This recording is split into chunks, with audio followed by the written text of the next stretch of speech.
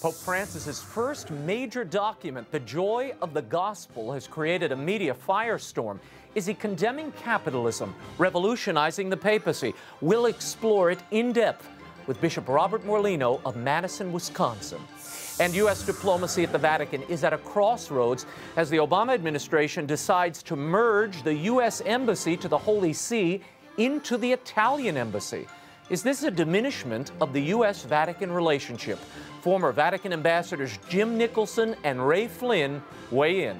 And finally, attorney and child advocate Liz YORE returns to talk about the newly established Vatican Commission for the Protection of Children from Sexual Abuse and the ongoing problem of global human trafficking. The World Over Live begins right now.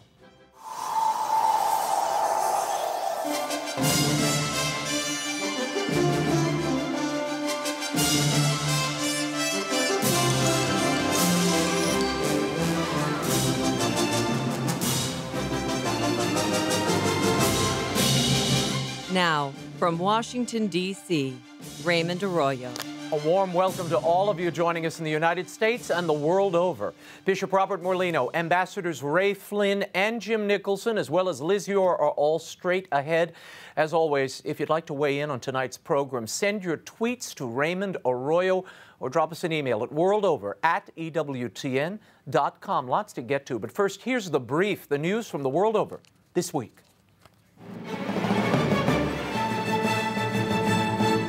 Nelson Mandela, anti-apartheid icon and South Africa's first black president, died on Thursday. He was 95 years old. Mandela became one of the world's most beloved statesmen when he emerged from 27 years in prison to negotiate an end to white minority rule in South Africa.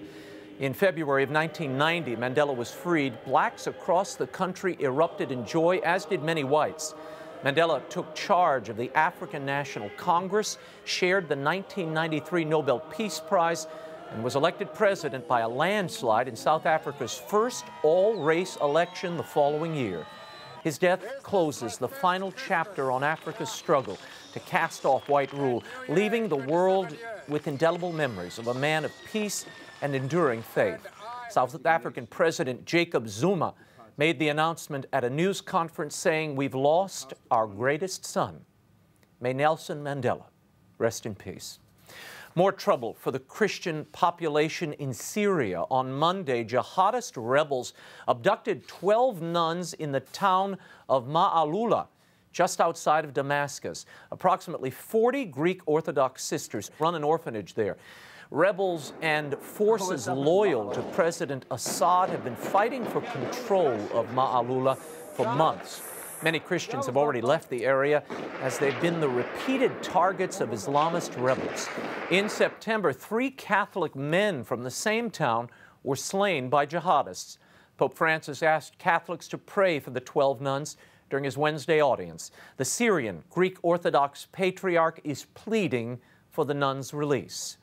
Meanwhile, Oklahoma's Attorney General said this week that his state's legal claim against the Affordable Care Act could mean the end of Obamacare altogether. Scott Pruitt told me earlier this week that his lawsuit and those of several other states are challenging the federal tax penalties created by the law for those who fail to sign up for health care insurance. The lawsuits argue that the Affordable Care Act explicitly stipulates that tax penalties and subsidies are only allowed in those states that offer exchanges. The law says nothing about penalties or subsidies for states that do not offer their own exchanges. Since only 14 states have set up these exchanges, according to Pruitt, if the lawsuits are successful, Obamacare would lose $700 billion over the next decade, and thus, without this funding mechanism, the structure of the ACA would crumble, he says. A U.S. district judge in Washington, D.C. will hear the case in February.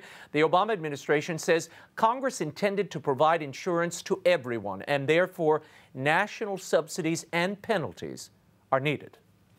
And a new lawsuit has been filed against the administration over the contraception mandate in the health care law. On Tuesday, the University of Notre Dame filed another lawsuit challenging the constitutionality of the Department of Health and Human Services mandate forcing it to include contraception, abortifacients, and sterilizations in its student and employee health care plans. Notre Dame President Father John Jenkins said that the requirement would compel Notre Dame to forfeit its rights and become entangled in a program inconsistent with Catholic teaching. Also filing suit against the mandate on Tuesday, the Fellowship of Catholic University Students, better known as FOCUS. Pope Francis on Monday met with Israeli Prime Minister Benjamin Netanyahu. According to the Vatican, the two spent most of their 30-minute conversation focused on the complex political and social situation in the Middle East. During the audience, Netanyahu confirmed his invitation to Pope Francis to visit the Holy Land, which is planned for this coming spring. Among the gifts offered by Netanyahu, a book by his late father entitled The Origins of the Spanish Inquisition. The Israeli leader inscribed the book to His Holiness, Pope Francis, a great shepherd of our common heritage. Key votes on some major social issues occurred across Europe this past week. By a near 2-to-1 landslide, Croatian voters on Sunday effectively banned gay marriages, enshrining the traditional definition of marriage into the nation's constitution. The measure passed despite the opposition of both the president and prime minister of Croatia. The referendum was called after Croatia's center-left government drafted a law allowing gay couples to register as life partners. Church leaders got behind the ballot campaign, urging the faithful to vote yes. Nearly 90% of Croatians are Roman Catholic. And the French Parliament on Wednesday overwhelmingly favored a bill that attempts to curtail prostitution and fight human trafficking networks. The proposed law would fine customers $2,000 and decriminalize the estimated 40,000 prostitutes in France. The bill would further make it easier for foreign prostitutes to remain legally in the country should they join a program to exit the sex trade. Prostitution is legal in France, but soliciting, pimping, and sex with minors are prohibited. Sex workers and their union oppose the measure. President François Hollande's socialist government strongly backs the bill. And a troubling story, 2 Senate panels in Belgium have approved a bill that would legalize euthanasia for terminally ill children with the consent of the child and the parent. The Belgian Church is opposing the measure, as it did in 2002, when euthanasia for adults was legalized. The bishops and other religious leaders sent an open letter to the Senate urging better palliative care and help alleviate suffering. They question whether children can reasonably decide to end their own lives. Final parliamentary approval is expected in the coming months. And it might only be the first week of Advent, but it's beginning to look a lot like Christmas. Back at the Vatican on Thursday, an 80-foot, 7.2 metric ton Christmas tree from Bavaria appeared.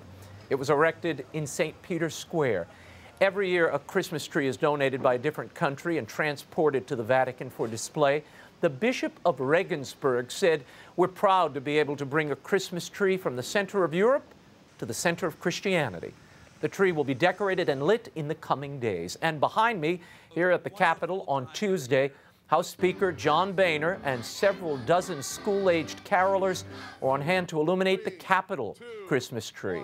The 88-foot spruce from Washington State is the second tallest tree ever used at the Capitol.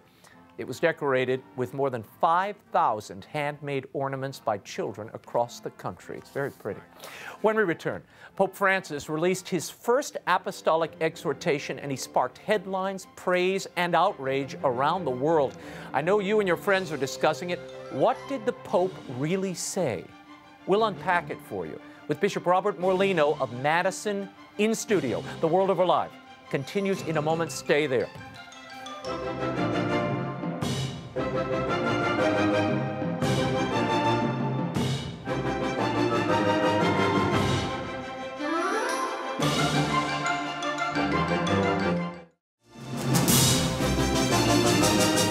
Now, once again, Raymond Arroyo. Welcome back to The World Over Live. Pope Francis' recent apostolic exhortation, "The joy of the gospel is a stem winder." The 217-page document has caused a media firestorm and, depending upon the point of view, garnered as much adulation as derision. Where reports have focused on the Pope's comments about trickle-down economics and decentralization of power in the Vatican, they've missed the overarching thrust of the document, a call to vibrant evangelization and an encounter with Christ. To explore the document in depth and get beyond the headlines, we're joined by the Bishop of the Diocese of Madison, Wisconsin, not to mention a former Jesuit, Bishop Robert Morlino. I guess you're still a Jesuit. So good to see you, Great Raymond. to see you, Very Bishop. much so. Thank you. Thank you so much for coming in. Now, I want to get right into this document. It has caused so much confusion on so many levels, and I think a lot of it has to do with it's such a dense document. Very few people have spent the time reading it page for page, so they rely on the media reports, and those have pulled out the more inflammatory lines or the lines that are more apt, I think, to be misinterpreted. Yes. The Pope says at one point that this document has a programmatic significance and important consequences, that it's not just some rumination or a lower form of papal teaching, is it? No, not at all. And the fact that it has a programmatic significance, a programmatic significance is different from a doctrinal significance. And if I may say, I have been praying a lot, and I'm speaking now just for myself, not for any other bishop or for the church, just for myself. Pope Francis has sent me to more intense prayer, and that's always a good thing. That's a great way for him to strengthen the brethren, as Jesus said to St. Peter. But as I've been pondering all of this in prayer, what's struck me over and over and over again is that it wouldn't be proper to call this a teaching document, a teaching document about doctrine. Now, given the long history of John Paul the Great and then Benedict to follow him, we have been on a very strict diet, pretty much, of teaching documents. Right. And they've been excellent, and the clarity is superb. Primarily motu proprios, which are documents issued on the Pope's authority, and the encyclicals. Those are kind of the top tier of teaching documents. And as John Paul had tremendous philosophical depth and clarity, so Benedict had tremendous theological depth and clarity. And I believe that Francis is very comfortable accepting the body of doctrine that's been taught. And I think in accepting that and not making the clarification of doctrine his top priority, he is in a way following the hermeneutic of continuity. Because he's saying, I don't have to do any of that. That the teaching's already been established. It's established. So what is he doing here? And that's what he always says is, I'm a son of the Catholic Church. That's what he answers when people challenge him. I'm a son. I believe him. And I think Francis is trying to jar us, shake us up. He's certainly done it to me.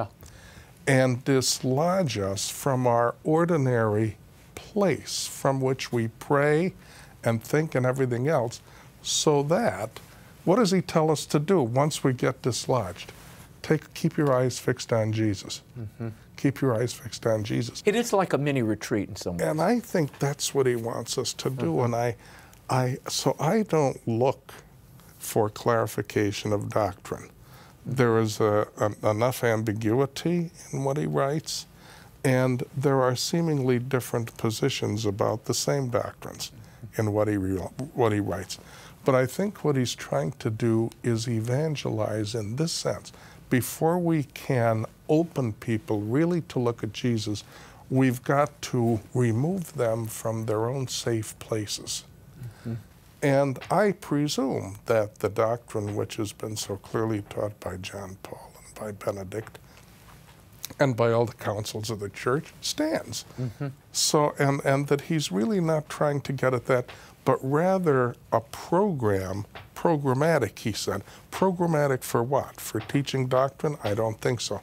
Programmatic for getting people to have that first face-to-face meeting with Jesus Christ risen from the dead. And this really feels like, when you read it through, those of us who are familiar with his, the thrust of his homilies, from the very first day to the present, this feels like an unabridged compendium of all of his daily homilies, really. Yes. And when I read it through, I thought, I've heard these words, I've heard this construction before. It has that feel. At one point, he summarizes what I think is the entire pontificate, or the main message of it. And it's a call that was evident in those early homilies. Let me say this once more, Pope Francis writes. God never tires of forgiving us. We are the ones who tire of seeking His mercy. And then he goes on and he says, Christians should be people who wish to share their joy, who point to a horizon of beauty, and who invite others to a delicious banquet. It is not by proselytizing that the church grows, but by attraction. Consequently, an evangelizer must never look like someone who's just come back from a funeral. He calls those people sourpusses. Has the church lost its attractiveness? And is that what he's making us aware of in the thrust of this evangelical call? Well, the division in the church has certainly drained us of joy. I can't omit mentioning this to you. Someone suggested, when he mentioned the delicious banquet, somebody's asked me if I wrote that passage, and I assured that I didn't. Okay. But I do think about delicious banquets occasionally. Me too. But no, I think the division is what he is trying to free us from.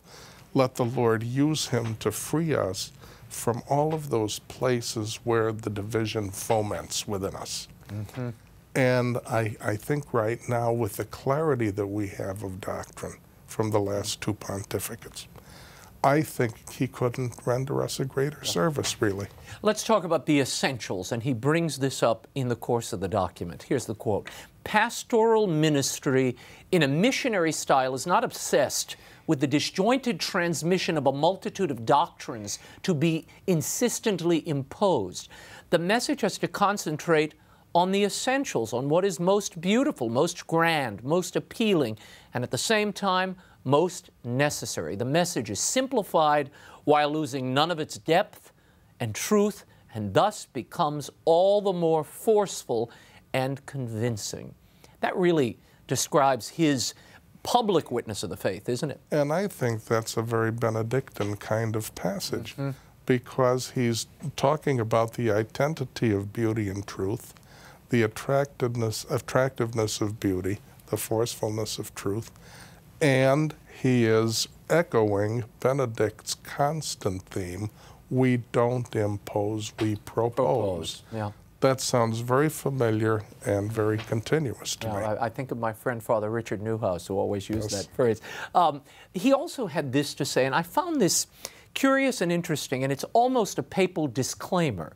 So when he goes on to talk about other things, it's almost in this light. Here's the line. It's gotten no media coverage.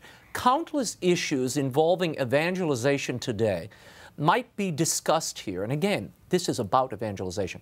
But I have chosen, the Pope writes, not to explore these many questions which call for further reflection and study, nor do I believe that the papal magisterium should be expected to offer a definitive or complete word on every question which affects the Church and the world. It's not advisable for the Pope to take the place of local bishops in the discernment of every issue which arises in their territory. In this sense, I'm conscious of the need to promote a sound decentralization. What's he saying there? I think he's saying what John Paul said in Apostolos Suos about the relationship of individual bishops to the conference. Right. And that is that the bishop has to remain the teacher, the governor, the liturgical celebrant in his own diocese, period. And he always has to remain in union with the Holy Father. But local problems are best dealt with locally, though we don't want to overdo subsidiarity with regard to the Church. That would be another mistake. Right. But I think he's talking about pastoral problems, and I think there's a great deal of wisdom in that. But it's interesting that Apostolos Suos of John Paul upheld the authority of the local bishop, while admitting the unique role of the Pope, so that the bishop must be in communion with him. He mentioned something else, and I know this is an issue dear to your heart, and something that he sounded when you were with him recently. He talks about diversity and the role of the Holy Spirit. Differences between persons and communities, the Pope writes, can sometimes prove uncomfortable. But the Holy Spirit, who is the source of that diversity, can bring forth something good from all things and turn it into an attractive means of evangelization. Diversity must always be reconciled by the help of the Holy Spirit. He alone can raise up diversity, plurality, and multiplicity, while at the same time bringing about unity. When we, for our part, aspire to diversity, we become self-enclosed, exclusive, and divisive. Similarly, whenever we attempt to create unity on the basis of our human calculations, we end up imposing monolithic uniformity. This is not helpful for the Church's mission. You discovered this when you were with him. Absolutely. He was talking very much about desirable diversity and undesirable diversity. And the undesirable diversity is, of course, what we here in our culture called diversity. It's anything goes. I think the bad diversity is the disunity in the Church, where the Church looks like the American political scene, liberals and conservatives. And I think too often we live and we pray out of our liberal or conservative position, and we kind of get stuck in a rut. He means that unique blend of diversity that celebrates itself in unity, because there is both truth and beauty in that diversity. And of course, when our culture uses the word diversity, frequently enough, there's neither beauty nor truth there. Let's get into some of the more controversial bits here, which I want to put into context. There's been a lot of talk about his economic theory, the Pope's musings on that. Here's the context. Today, everything comes under the laws of competition, he writes, and the survival of the fittest, where the powerful feed upon the powerless. As a consequence, masses of people find themselves excluded and marginalized, without work, without possibilities, without any means of escape. Human beings are themselves considered consumer goods to be used and then discarded. We have created a throwaway culture, which is now spreading. In this context, he goes on to write, some people continue to defend trickle-down theories which assume that economic growth encouraged by a free market will inevitably succeed in bringing about greater justice and inclusiveness in the world. This opinion, which has never been confirmed by the facts, expresses a crude and naive trust in the goodness of those wielding economic power and in the sacralized working of the prevailing economic system. Meanwhile, the excluded are still waiting. Bishop Morlino, some on the right have suggested that this is pure Marxism. I've gotten emails since this came out saying the Church is taking us towards socialism. Is that what he's doing?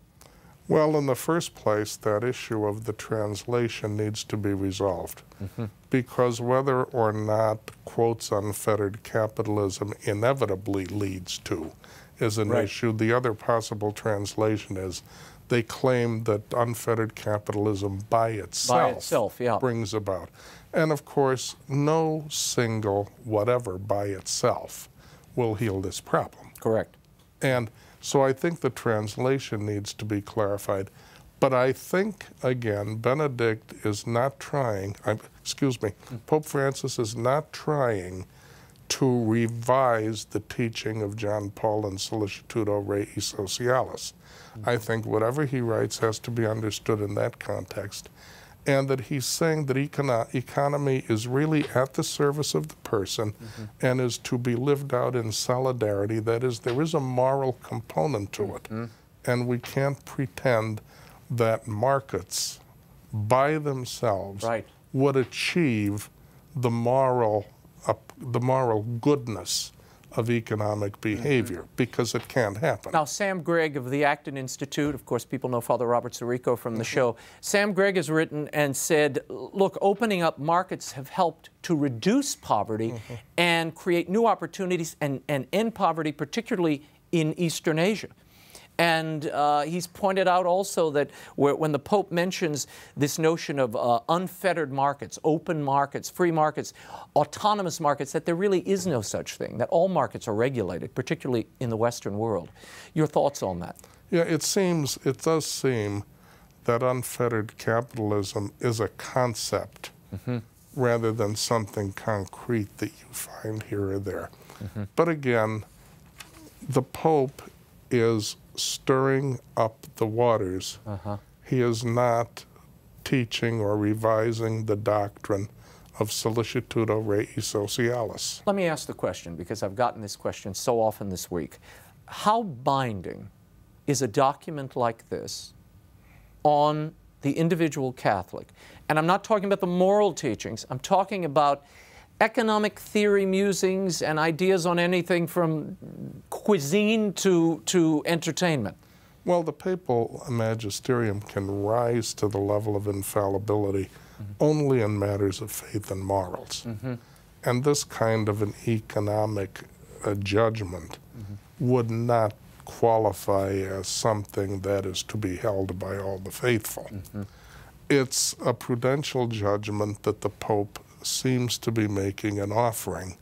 But again, he is stirring up the waters and saying, think about how you live your economic life. Do you live as though there were unfettered capitalism, or do you live in hope of it? How do you live your life? Do you live your life in terms of survival of the fittest, or what do you do? And why don't you loosen up your connection to whatever you're tied down to and stare Jesus in the eye? Yeah, it's a real challenge. It's a real challenge to people. And I do think he's trying to focus us on those who are poor, those who are in need, and perhaps our everyday ignoring them, which happens so often. And I'll call myself out as well. How many homeless people do I pass on the way to work every day? All of us. It should be said, Bishop, and this has gotten virtually no coverage, the Pope states at one point that welfare projects should be temporary responses, he says, and warns against a welfare mentality. What does he mean there? This sort of runs afoul of a lot of the media coverage. Well, again, he's saying that once people lose control of major portions of their lives, their freedom to be the best that they can be, their freedom to seek human flourishing, including religiously, evidently becomes narrowed. And we see that very clearly in the Health and Human Services mandate that we're under, where here, as we move toward almost a welfare situation in healthcare, we see that the curtailment of religious liberty and other liberty seems to be part and parcel of a system where that type of life is available to everybody and becomes popular. We should always have a safety net. Health care should always be accessible, basic health care, always. But it should be available as a safety net, not as a kind of a general lifestyle that almost discourages people to seek real human flourishing. Right, to be free and creative, as he says at another place, and to find their noble vocation, which he sounds off on. Let's move on to something he writes about abortion and the care of women in crisis. He writes, among the vulnerable for whom the Church wishes to care with particular love and concern are unborn children, the most defenseless and innocent among us. Nowadays, efforts are made to deny them their human dignity and to do with them whatever one pleases, taking their lives and passing laws preventing anyone from standing in the way of this. It is not progressive to try to resolve problems by eliminating a human life. On the other hand, it's also true that we have done little to adequately accompany women in very difficult situations where abortion appears as a quick solution to their profound anguish, especially when the life developing within them is the result of a rape or a situation of extreme poverty. Your thoughts on that citation? Well, I agree with that very strongly. I do think that many dioceses now have structures that will help the woman with an unplanned pregnancy to be housed, to receive medical care, and to be taught parenting skills. Yeah. There are such arrangements in most dioceses that I'm very familiar with, which is not to say we're doing enough. We could never do enough in this regard. But this is where the Church can really step forward. You know, if our religious freedom is protected, this is where we can really step forward and do a great deal for these women. And we've always wanted to not only beg women not to have an abortion, but we've always wanted to offer them a viable alternative to bringing forth a new life and getting the proper medical care and the parenting classes and all that goes with being a mother. At another point in this document, this exhortation, the Pope calls for a sound decentralization of the papacy.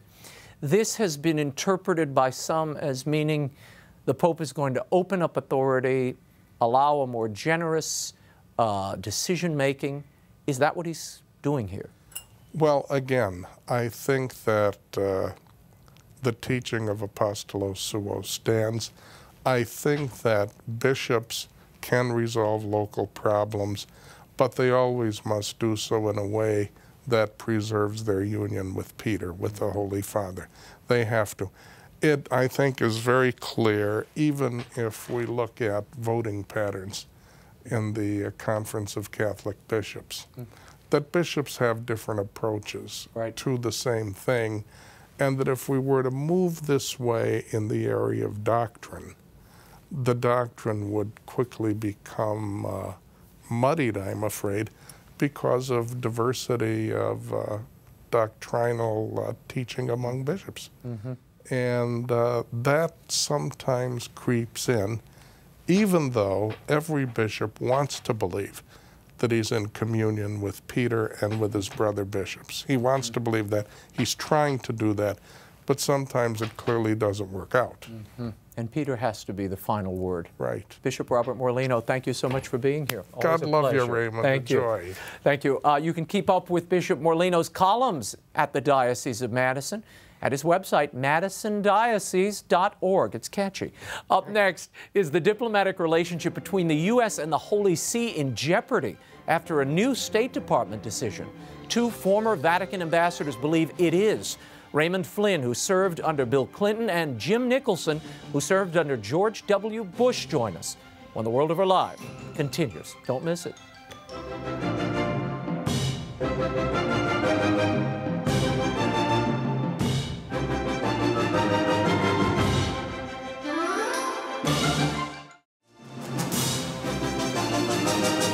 Now, once again, Raymond Arroyo. Welcome back to The World Over Live. The Obama administration has decided to move the U.S. Embassy up to the Vatican from a freestanding location to a compound within the U.S. Embassy to Italy. The move has been decried by everyone from Bill Donahue at the Catholic League to many former U.S. ambassadors to the Holy See, including the two men joining us tonight, to discuss the status of the diplomatic relations with the Holy See and the impact of this decision. I'm joined via satellite from Boston by the former ambassador to the Holy See under President Clinton, Democrat Raymond FLYNN. And here in studio, the former ambassador under George W. Bush, Republican Jim Nicholson. Thank you both for being here. I want to start with you, Ambassador FLYNN. The State Department says, look, this is not based on anything other than practical realities. We have a safety crisis with our embassies. This will be a safer location at the Embassy for Italy, folding in the Holy See mission there. It makes more sense financially. We're saving $1 million. You'll have larger office space. What's the problem? Well, if that were the only issue that of controversy, that would be an argument that people would listen to. But there's a pattern here. There's a pattern of inconsistencies, religious mandates by government, religious persecution, people telling in Washington, telling Catholics and religious leaders what they can do, what they can't do, and a voice of silence when there's persecution of Christians, Catholics in the Middle East and bombing of churches. So there's a controversy here that collectively it doesn't hold water when this latest decision is made by the White House and the State Department. And frankly, I think Jim Nicholson has said it as well as anybody. It diminishes the prestige and the influence of the Catholic Church worldwide if the most important country in the world is withdrawing its support or moving its prestigious embassy into and consolidating with another embassy at the Republic of Italy. Ambassador Nicholson, in what way does this diminish the relationship? The State Department saying, look, we've got our first Catholic Secretary of State. This is not a diminishment at all. We're not downgrading it in any way. It's not feasible. That defies common sense. I mean, if you move it from a freestanding, separate building in a beautiful location in Rome where it receives diplomats from other countries, people from the Vatican who come on diplomatic business, visitors from America, congressmen. The president came to Rome 3 times when I was the ambassador. And to move it inside the compound to the Republic of Italy and put it in an office building where you have to walk down a narrow sidewalk and into a hallway to get to what used to be the chancery of the United States Embassy to the Vatican is a clear diminishment of its stature. And when you diminish stature, you diminish influence. I thought the Vatican required that any mission to the Holy See have a separate address and a separate entrance from the mission to Italy. They do require it, and they are technically going to have that. That's not hard to have a separate entrance and then give it a separate address, but it's in a building that was bought by the U.S. as an office annex to the main embassy building while I was in Rome, and they wanted, by the way, they wanted us to move in there then. And why didn't it happen? It didn't happen because I saw it to be a very bad idea for the U.S. in our interests, and the president agreed with me. Ambassador Flynn, what can you achieve? What did you achieve as ambassador to the Holy See in a standalone embassy that you think might be complicated by this merger? Well, as Jim said, the stature, the standing of the United States in its important diplomatic relationship with the Vatican sent a message throughout the world when this was first established under President Ronald Reagan in 1984. And what we were able to do is we were able to bring in diplomats accredited to the Holy See from all across the world, bring them to our embassy, talk about troubled spots, whether it be in the Middle East, whether it be earthquakes in India, a civil war in Bosnia-Herzegovina, in Haiti. And we were able to have these sit-down discussions, the representative, the presidents of the United States, the representative of these various countries, and the Catholic Church, the world's most important listening post. That brought an enormous amount of credibility out of the limelight, too, out of the limelight, and we were able to effectively get a lot of things done. Would you agree with that, Jim Nicholson? I definitely would agree with that. I mean, Ray makes a very important point there, is that that building, housed our embassy, and our first ambassador was Ambassador Wilson, and President Reagan finally got full diplomatic relations because he saw the value of the Vatican and the Pope in helping him bring down the Soviet Union, which is what defined his presidency. That building, by the way, also housed the peace talks that brought about the peace settlement in Mozambique, in Africa, a peace treaty that has held. This makes no sense on any grounds. I mean, they're arguing that it's going to save $1 million. I'd like people to take a look at a piece of so-called sculpture that the U.S. just bought to put on the lawn of the embassy to the United Kingdom. Paid $1 million for it, and it looks like a bunch of slabs of granite. They say that this will be closer. It's maybe closer by the way the crow flies by 1 or 2/10 of a mile. So I think they're quite desperate for specious, sort of meaningless trivial arguments about this. So it seems your collective point is this is perception, and that other countries, as well as the Holy See, will see this as a slight? Is that what you're saying? And therefore look suspiciously on the relationship or the bond of the relationship between the Holy See and the United States? This is an anomaly. I mean, look at the ascendancy of the current Pope. I mean, can you tell me who the Prime Minister of Italy is? You probably can, but most people couldn't. Right. And I don't mean to denigrate Italy any in this. Sure. But everybody can tell you who the Pope is. And this is an important world figure. And this is your job when you're the ambassador of the Holy See, to be the president and the country's interlocutor with this important figure that has communion with 1.6 billion Catholics, but with millions and billions of other people, because they're about what we are. They're trying to bring more prosperity and peace and freedom to people around the world. Ambassador Ray Flynn, you wanted to say what?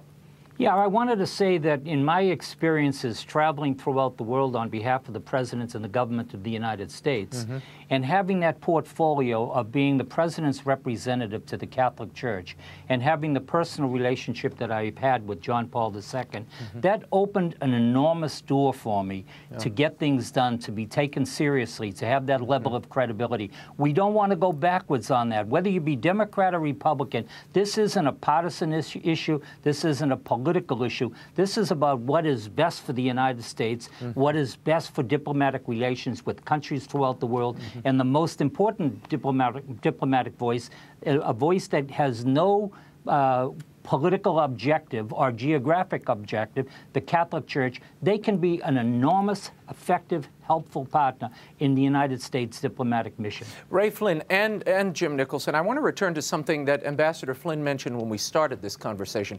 Do you believe that this is retribution? This is retributive against somehow, it's the administration sort of taking it out on the Holy See mission because of the recent conflict over HHS mandates, the healthcare conflict, religious liberty battles, as Bill Donahue and others have suggested? I'm not sure. If I wanted to take a more benevolent interpretation of it, I think it just shows the, rather than antipathy, just the apathy that this administration has about the importance and the relevance of the Catholic Church writ large throughout the world, and the Holy See. This is one of the most important and oldest diplomatic posts in the world. And there's about 170 countries over there that are accredited to the Holy See. Almost every Middle Eastern country, almost every African country has a full diplomatic relationship there with an embassy. Separate. Ray Flynn, would you agree with that? Or do you read some darker... you know what? Go ahead.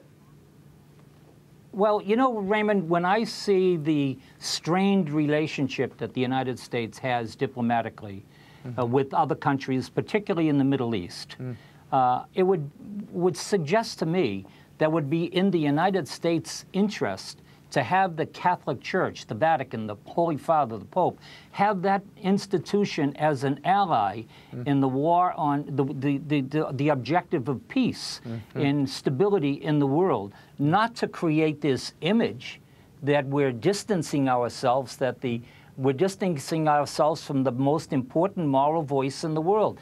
Look, there's no person I would rather stand on the stage, the international stage, to proclaim peace and justice, as Pope Francis advocates, than having the President of the United States and the international community standing on the stage, same international stage, advocating for this. To separate this, to give the impression that you're going this way, we're going that way, we're creating a different path, I just think it sends the wrong message entirely from a United States point of view, not just the world point of view, but a United States point of view. Jim Nicholson. Well, I think Ray makes a very important point there. The precedent that this is setting. I mean, in every diplomatic gathering, people always look to the United States to see what the United States thinks and what the United States is going to do. We often provide important resources for any, follow-up for decisions. And for the United States to be doing this downgrade and making this embassy a stepchild of the embassy to Italy is a terrible precedent. But it looks like it's going to happen. I've spoken to a number of congressmen this week. They are agitated about this. Do you expect congressional action? I know there's a great deal of interest on the Hill about this right now. I've spoken to several members of Congress. Ray Flynn, should there be congressional action? Can I say something? Sure. Not only congressional action, Raymond, but I think there has to be action by lay Catholics throughout the United States. Frankly, and I'll be blunt, I am a little tired of lay Catholics sitting on their rear end, doing nothing, seeing all these things that are happening to the Catholic Church, the persecution, the bombing of churches, religious freedom, the governmental mandates, and you know what? They say absolutely nothing. My grandfather, my father, immigrants, Catholics, proud of their Catholic faith, they probably are rolling over in their graves at the apathy expressed by lay Catholics in America today. Lay Catholics, start doing something. Get involved. As Pope John Paul II, a good Catholic is a faithful Catholic in the civic arena. Get involved. Stop this. Ambassador Ray Flynn, Ambassador Jim Nicholson, thank you both for being here. Pleasure. And we will continue to follow this story. When we return, child advocate Liz YORE analyzes the newly established Vatican Committee to protect children from sex abuse. Is it needed at this point? She'll also tell us about a conference on human trafficking she attended in Rome. When the World Over Live continues. Stay right there.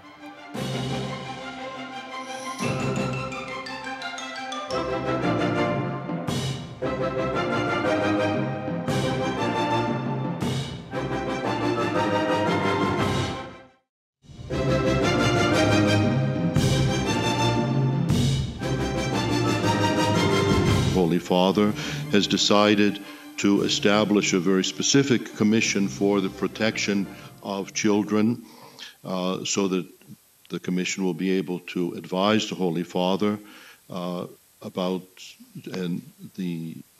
protection of children and the pastoral care for victims of abuse. This is Cardinal Sean O'Malley of Boston, one of the 8 cardinals advising the Pope this week on curial reform in Rome. As you heard, the Cardinal announced a new initiative establishing a commission that will study child safeguarding programs, evaluate guidelines for child protection, and programs of priestly formation. Now, this pastoral commission will include lay people as well as clerics. To offer her thoughts, we welcome back to the program child advocate and attorney Liz YORE. She served as the general counsel for the Illinois Department of Children and Family Services at the National Center for Missing and Exploited Children and was Oprah Winfrey's child advocate. Liz, thanks for being here. Oh, delighted to be here. Now, what are your thoughts on this new commission at the Vatican? Is this really needed? In conversations today with some in the church, they feel this is resurrecting an issue that's already in the rearview mirror and it's been studied to death. You say what? I say that the rank and file of the Catholic Church wants to make sure that this issue is always front and center. And this Pope is a leader, Raymond. He is going to lead. He wants to ensure that we have state-of-the-art issues, policies, protection for children. I thought it was quite interesting today. There was a comment. He was asked by a teenager, if you could perform a miracle, what would the one thing you would do, Pope? And the Pope said, I would cure all the children that have been hurt from child abuse and from other injuries. This is a Pope that has a heart for children, and I think the rank and file want to see this kind of leadership coming from the Vatican. And we know this issue is not going to go away. Yeah, no, it's an important perception. I agree with you. The Vatican reported earlier this year, Liz, that only a quarter of the world's bishops' conferences had put into place child protection policies. Is this a response to that, do you think? I think it's a response to that. I think it's a response to the UN. You know, we look through everything through the lens of the American Catholic Church.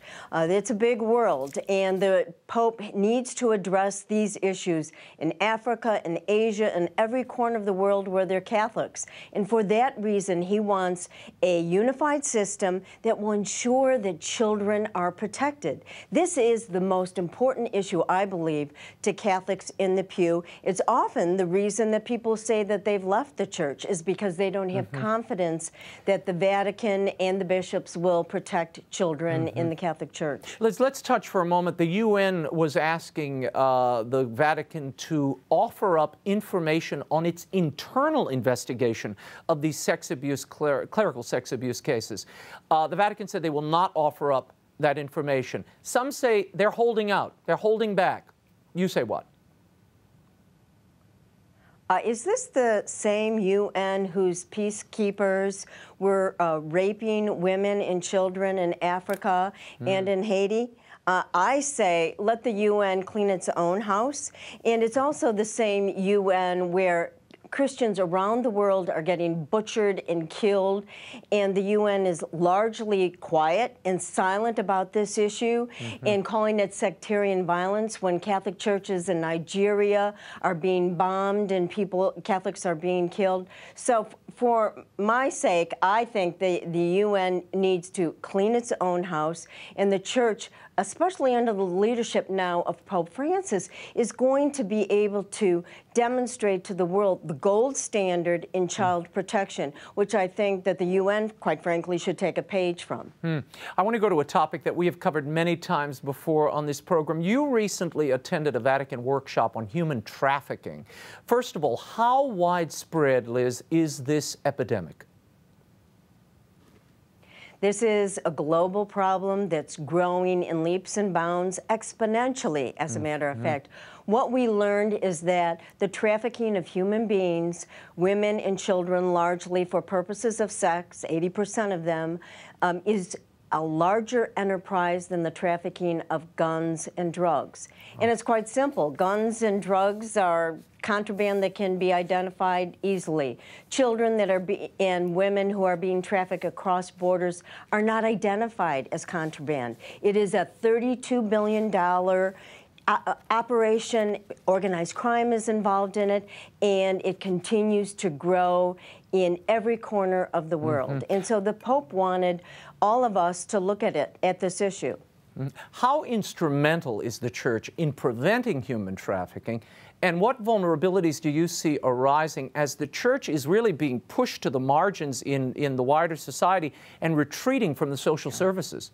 Well, you know, the Church has been the choke points in the supply and demand chain of human trafficking. Prevention programs like orphanages, schools, schools in the African bush, prayer programs, catechesis programs, soup kitchens, those are all prevention programs for preventing children from being trafficked, from women being exploited. This is the work that the Church has done for generations. And what has happened, for example, in Illinois, where I came from, where the Catholic Church for over 50 years through Catholic Charities has provided adoption and foster care services to abused and neglected children. Because of the same-sex marriage movement in the U.S., the ACLU, the Catholic Church has now been eradicated from that entire field. Catholic Charities was our best agency. And so what's happened in the last 2 years?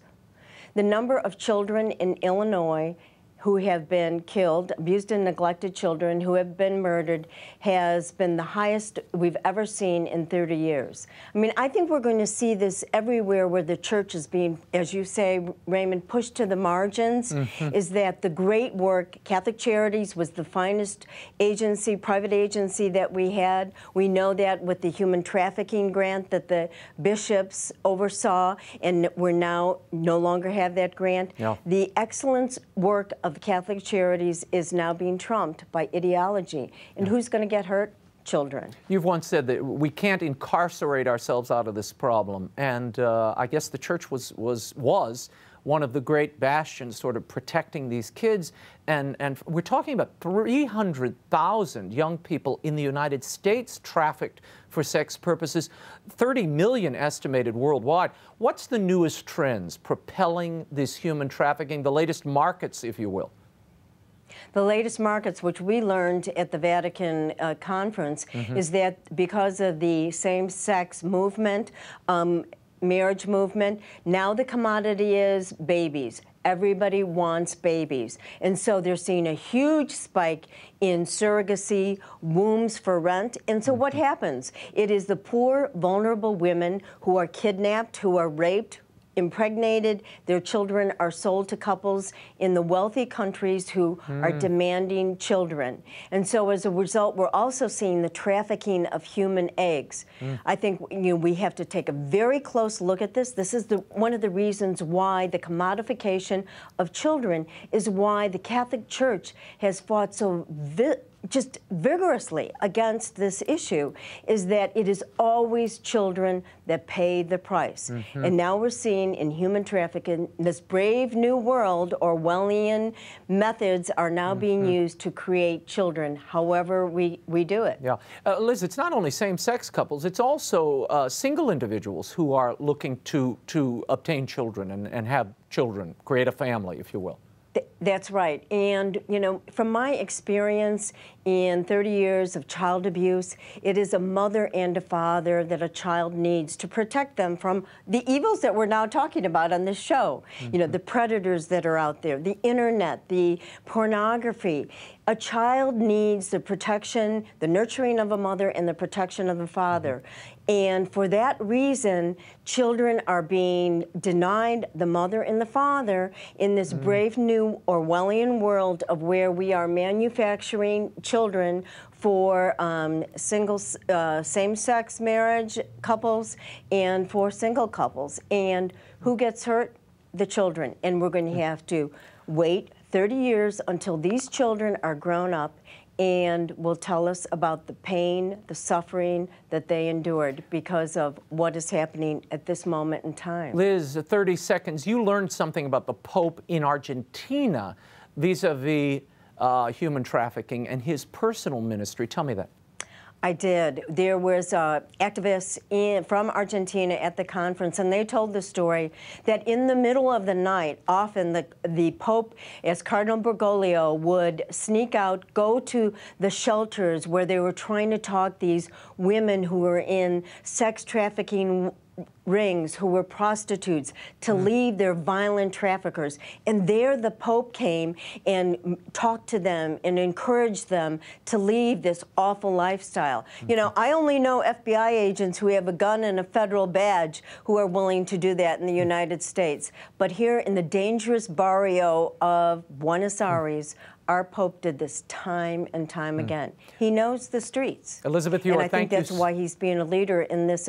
Thank you so much for being here. Her columns and other important resources, including how you can protect your children from human trafficking, abuse, and exploitation, are on her website, YORE Children, Y-O-R-E children.com. Thanks again, Liz Yore. Well, that is all the time we have for now. Until next week, the show continues on Facebook and Twitter. Like me on Facebook, follow me on Twitter. The links are at RaymondArroyo.com. By the way, if you sign up for my free e-blast, I'll send you exclusive content each week. Go to the center of the website, RaymondArroyo.com. I have some news there about my forthcoming children's book, Herman Durman and the Relic of Perilous Falls. And if you want me to visit your school, your library, your museum during the book tour, go to the website, email me at Raymond@RaymondArroyo.com. Be sure to join us next week. We have an exclusive interview with Cardinal Raymond Burke of the Vatican Apostolic Signatura, the Vatican High Court. In the meantime, we'll be scouting the world over for all that is seen and unseen. On behalf of the staff and crew of EWTN News, thanks for watching. I'm Raymond Arroyo from Washington, D.C. See you next time.